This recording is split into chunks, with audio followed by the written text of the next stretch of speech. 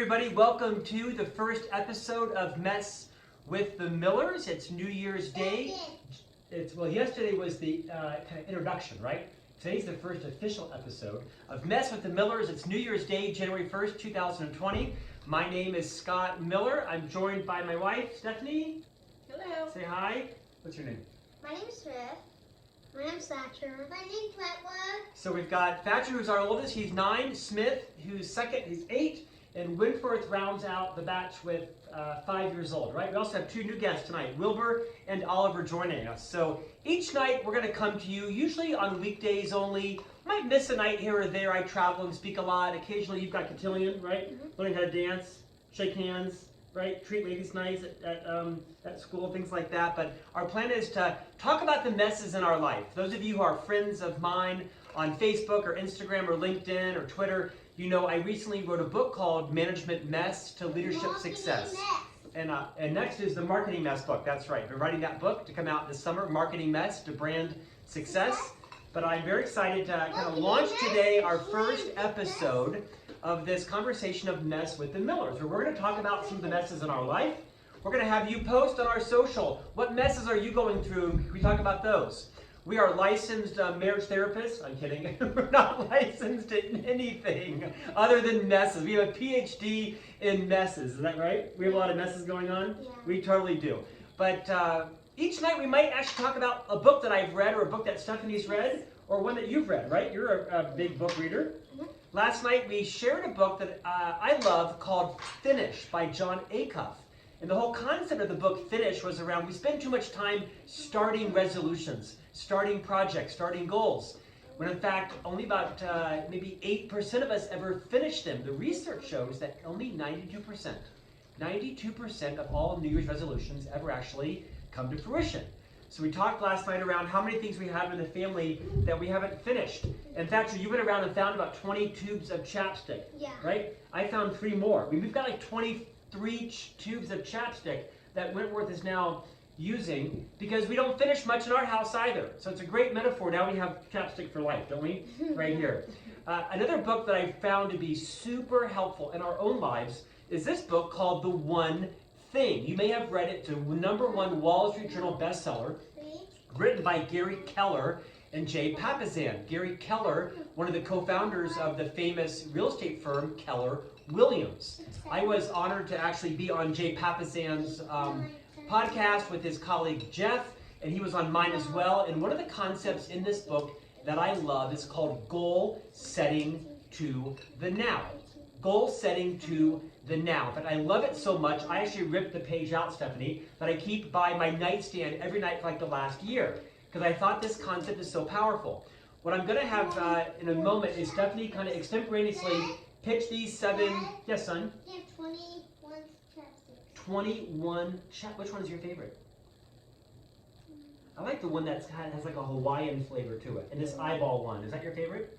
Here, put this right by your eye so people think you have a monster eye. I like the Pepsi. So we're going to all kind of talk about some of our goals tonight, and Steph's going to walk me through these 7 concepts of goal setting to the now. Thatcher, think of a goal for 2020. You're kind of crowding me, son. You're coming to my back. You have a chocolate eye and a monster eye. That's very cool. What's a big goal you have this year? To be nice to kids at school. That's a great goal. Yeah. That's a great goal. What happens when you're nice to kids at school? Maybe nice back. That's true, right? But we're nice to kids whether they're nice to us, right? We always treat people nicely, respectfully, regardless of how they treat us, right? We don't ever treat someone the same way they treat us, do we? We just treat them nice regardless. Yeah. That's right. Snapper, by the way, we call Smith Snapper. Snapper, what's a great goal for you this year?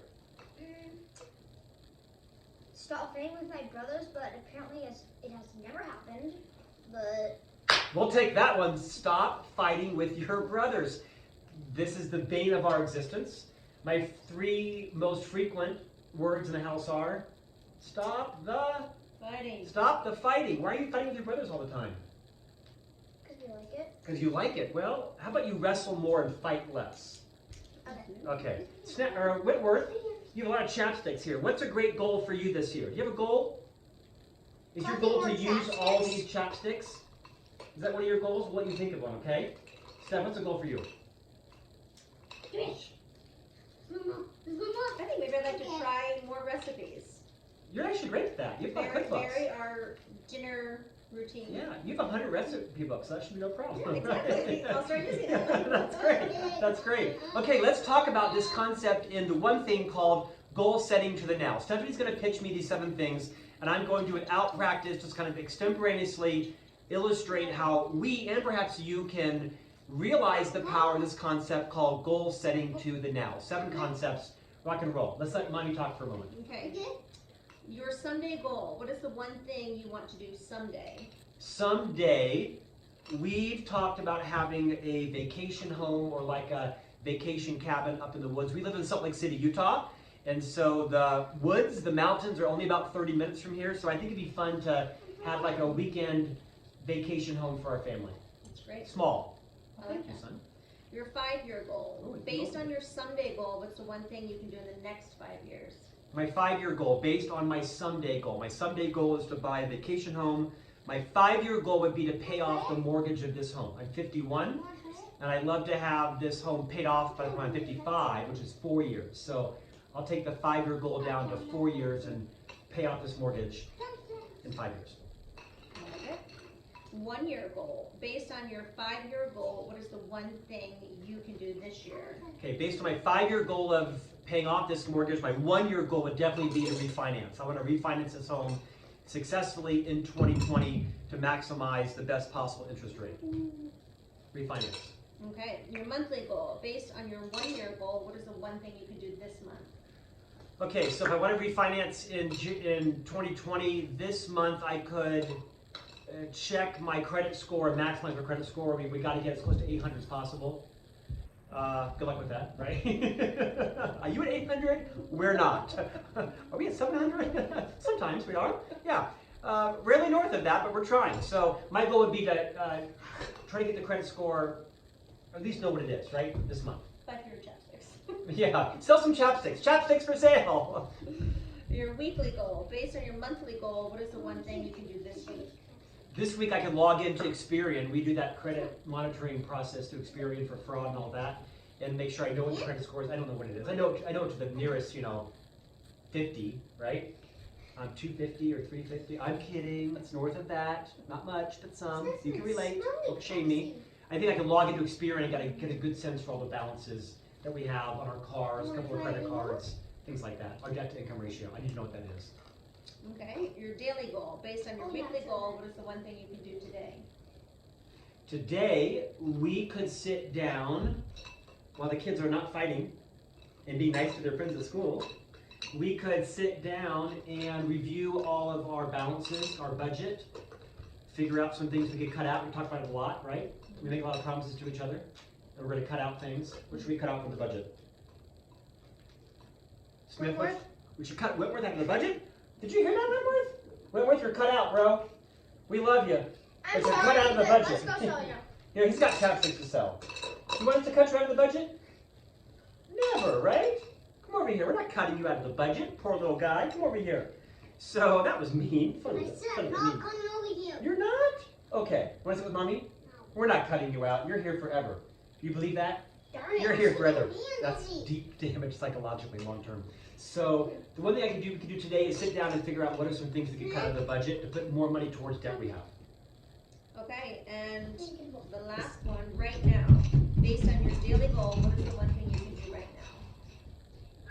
End this podcast and go sit and review the budget. I mean, honestly, go into the kitchen right now and pare everything by 5 or 10%, including your cookbook budget. And our chapstick budget. So can I have that sheet? So you get the point. I think it's a powerful thought, right? It's called goal setting to the now. Someday goal, 5-year goal, 1-year goal, monthly goal, weekly goal, daily goal, and then right now. Based on my daily goal, what's the one thing that I can do right now to accomplish that? I think it's so smart. I think about this a lot, and I'm doing this as much as I can. You can Google this sheet. It's on the internet. But more importantly, I would love it if you support some friends of mine. The one thing, the tagline is the surprising, simple truth behind extraordinary results. So I'm going to check in on you and your goal of being nice to kids at school, and your goal of less fighting with your brothers, and Steph, your goal of cooking more adventurous stuff, and my goal of paying off the mortgage in 4 years or less. Whitworth actually is in the kitchen loading all of those chapsticks on eBay in the hopes to sell them to help pay off our mortgage, huh? That's pretty nice. Everybody, thank you for joining us tonight. We'll see you back next night with Mess with the Millers. Talk to you soon.